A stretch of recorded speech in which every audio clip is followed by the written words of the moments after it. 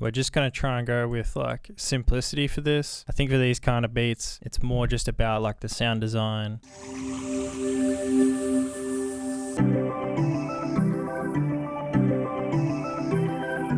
These are kind of like our chord progression here. So it goes like 1, 2. It's just in C major. So you just want something that's really simple that just goes kind of back and forth. This pad in Triton is in like the motion synth category. So it's kind of like pulsating. It has like a rhythm about it. Well, it's called rhythm of life. It has like a rhythm about it. So yeah, there's a lot of movement behind it, a lot of energy, which like this kind of music has like a lot of energy about it, you know?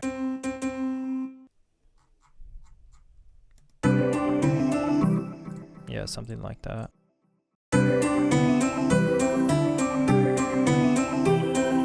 So see how that's just like, it's only 2 bars. So it's like really repetitive, but it also is like super catchy. Also, you could probably use like any other synth. I've seen like a lot of these beats made in FL Studio and people just use like the stock sounds. But because I'm using Ableton, I mean, I could probably use Ableton stock. I wanted to go with Triton because it has that kind of like 90s sound or like 2000 sound. We'll just lay down like a simple sort of rhythm.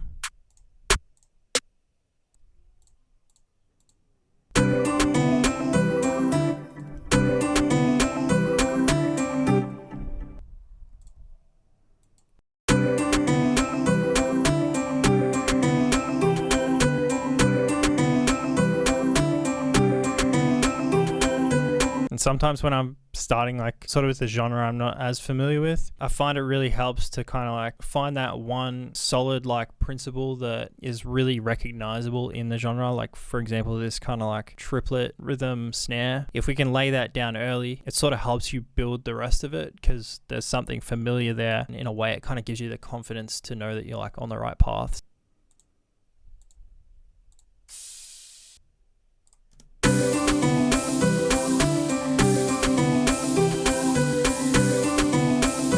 We might try to layer some other sort of melodic instrument.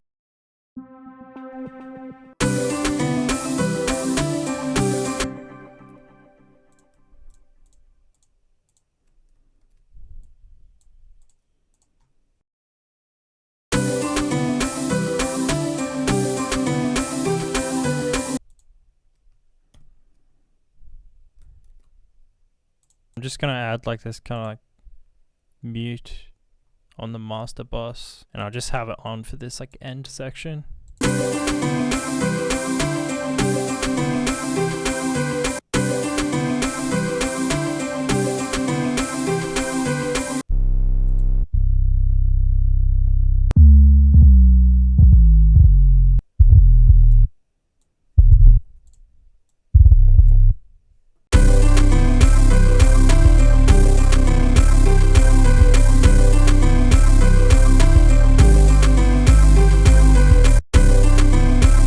Obviously see like how important it is to have some form of like soft clipping or distortion on your master or on your drum bus or whatever. Like pick whatever. I don't think it really matters. It's got like, they've all got their own characteristics, but I think it's obviously crucial to have this just to get it sounding like real obnoxious. Might need like just something else.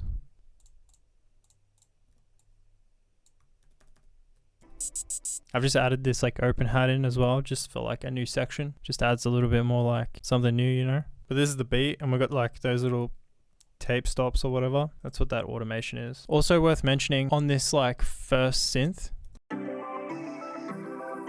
I just picked a frequency. There was some like kind of resonance about this synth that I wanted to like accentuate. I found that around like 1.5K, and I just boosted it. I don't really do like a lot of EQ. I kind of grouped all of my synths and then I just took out the low end. But apart from that, I don't usually like EQ a lot unless something like this, like I feel the need to do it. Otherwise, I just try to build my mix with the instruments that I pick and how they sound going together, or sort of like what octaves I play them in. And then it just saves a lot of time with like having to sort of EQ, spend extra time mixing, you know. Yeah, but anyway, this is the beat.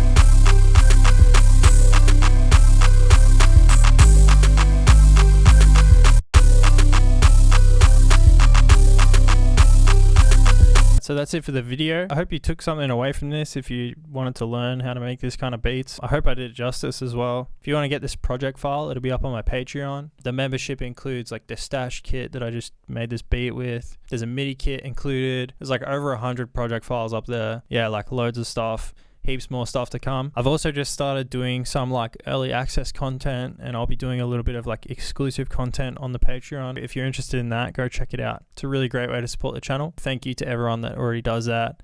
But if not, that's cool too. Thanks so much for watching, and I'll see you in the next video.